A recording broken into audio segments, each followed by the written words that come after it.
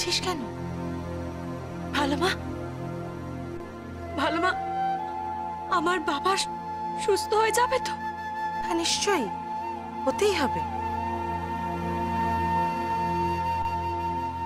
বৌদিমণি, ডাক্তারবাবু এসে গেছেন। নিয়ে এসো।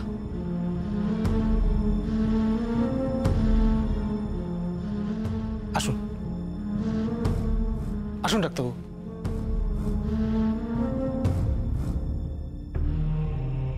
ওই টেস্টগুলো করিয়েছেন? হ্যাঁ করিয়েছি, আপনি বসুন। দেখি রিপোর্টগুলো।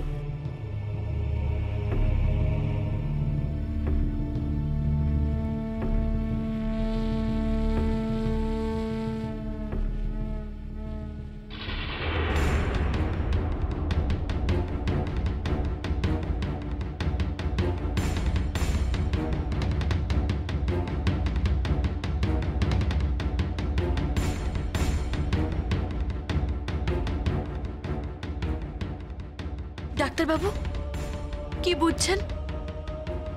ডাক্তারি পরিভাষা আপনারা বুঝতে পারবেন না। স্পাইনাল কর্ডে চোট আছে, তার জন্য হাতে সাময়িকভাবে একটু সমস্যা দেখা দিয়েছে। মানে বাবা বাবা হাত নাড়াতে পারবেন না? নাড়াতে পারবেন না তা নয়, তবে ওনার ইচ্ছেটাই যেন চলে গেছে। মনে হচ্ছে উনি হাত নাড়াবেন না কখনো।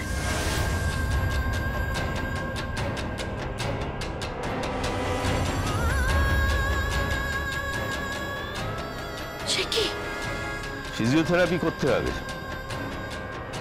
কিন্তু কিন্তু আমার বাবা তো কোনো কথাই বলছে না, শুধু এক দৃষ্টে তাকিয়ে আছে। সেটাই তো, প্রচন্ড শক পেয়ে এরকম হয়েছে। ফিজিওথেরাপি করাতে হবে আর ওনাকে মূল জীবনে ফিরিয়ে আনতে হবে। ওনাকে এমনভাবে রাখতে হবে যাতে ওনার বাঁচার ইচ্ছে ফিরে আসে আর উনি যেন নতুন করে বাঁচতে পারেন।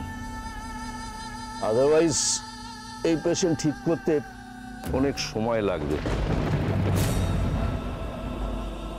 মাথায় রাখবেন, ওষুধের সঙ্গে দরকার পারিবারিক স্নেহ, মমতা, ভালোবাসা। এটা কিন্তু ভালোভাবে খেয়াল রাখবেন। আমি চলি, আর পরে কেমন থাকেন আমাকে জানাবেন। হ্যাঁ, আসি।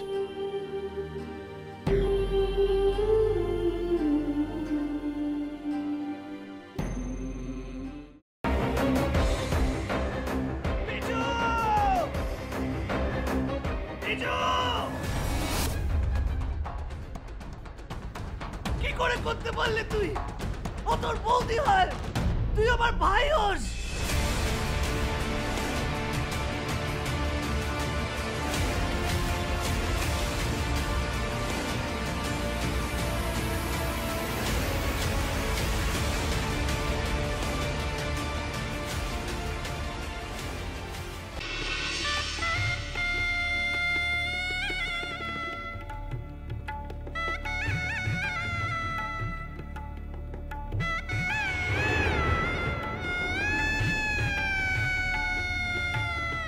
বুঝতে পারছি না আরো একটা বড় ব্লান্ডার করলাম কিনা।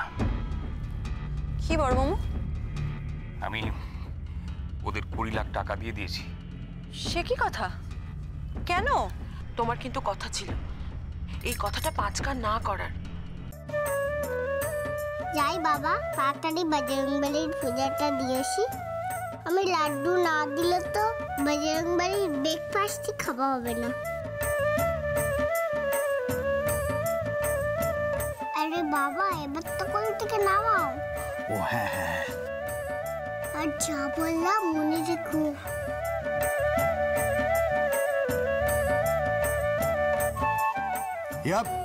ইয়া সাবধানে সাবধানে দেখে।